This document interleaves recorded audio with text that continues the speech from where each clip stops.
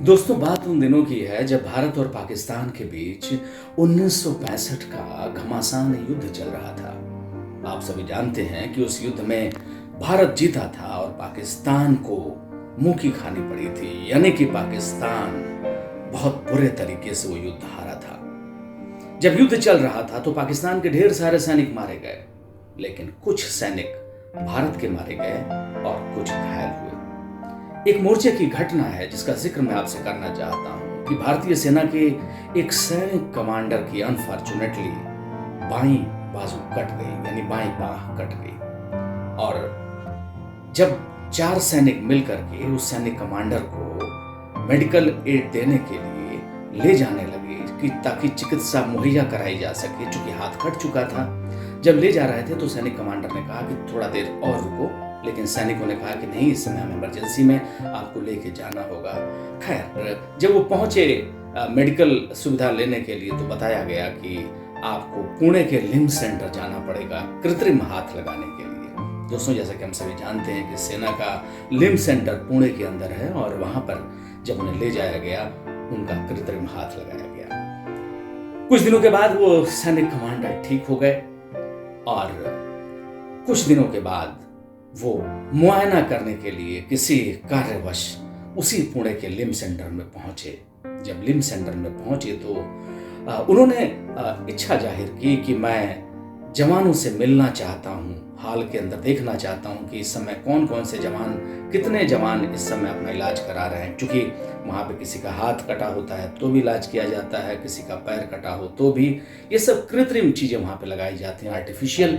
जब वो वहाँ पर गए तो उनके साथ 2 सैनिक और मुआयने में साथ में थे।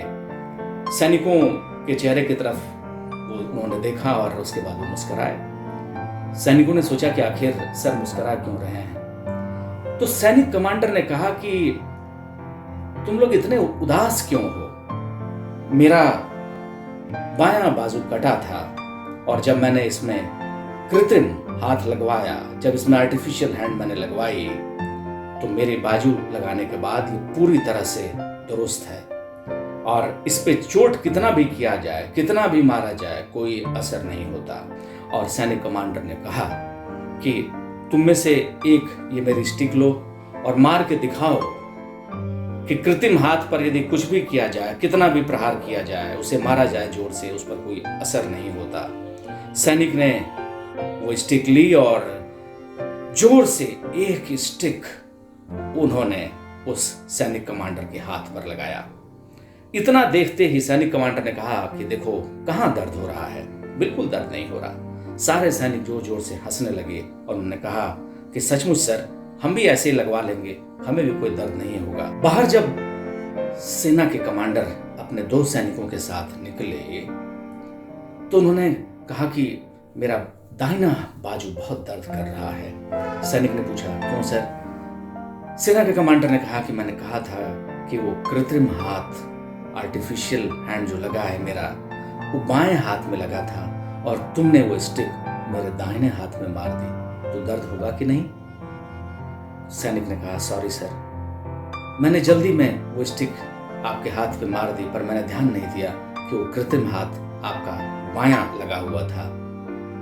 सैनिक कमांडर ने कहा कि कोई बात नहीं। सैनिक ने कहा लेकिन सर, मेरी समझ में एक बात ये नहीं आई कि इतना कुछ होने के बावजूद आप मुस्कुराते रहे, हंसते रहे और आपकी हंसी देख करके सारे जवान भी हंसने लगे।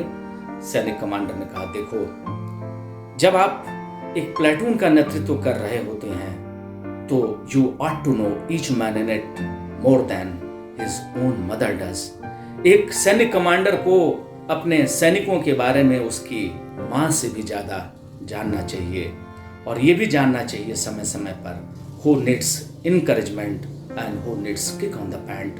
किसको सहानुभूति देने की जरूरत है और किसको किक मारने की जरूरत है। आज मुझे लगा कि मेरे सैनिकों को सहानुभूति देने की जरूरत है, इसलिए ये चोट मेरे लिए कोई बहुत बड़ी चोट नहीं थी। और ये कह करके हंसते हुए, मुस्कुराते हुए अपने सैनिकों के साथ वो सैनिक कमांडर चल दिए। दोस्तों, यदि ये कहानी पसंद आए तो इसे लाइक, सब्सक्राइब और शेयर करना मत भूलिएगा।